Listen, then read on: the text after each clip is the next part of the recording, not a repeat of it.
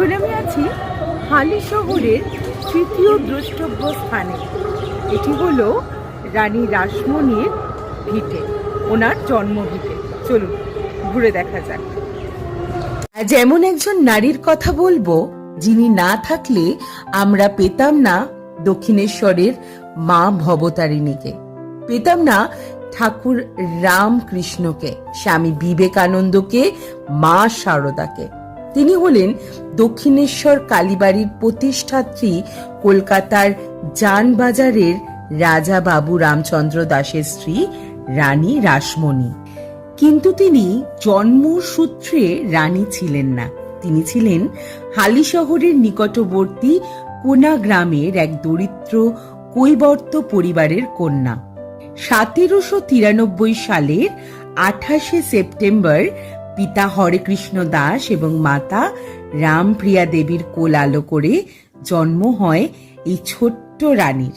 হালি শহরের এই পথে প্রান্তরে ছুটে বেরিয়েছেন এই ছোট্ট রানী।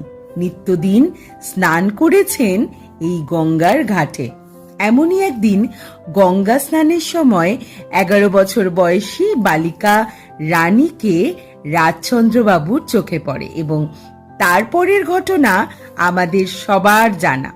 হালি শহরের ছোট্ট মেয়েটি বাবু রাজচন্দ্রর হাত ধরে চলে আসেন কলকাতার রানী মা হয়ে। কিন্তু যেমন রানী রাসমণি না থাকলে আমরা অনেক কিছু পেতাম না, তেমনি হালি শহরের এই কোনা গ্রামটি না থাকলে আমরা রানী রাসমণিকে পেতাম না। তাই তারই জন্মভিটে সংরক্ষণ করা হয়েছে, তৈরি করা হয়েছে তারই তৈরি দক্ষিণেশ্বর মন্দিরের আদলে এই ভবতারিণীর মন্দিরটি।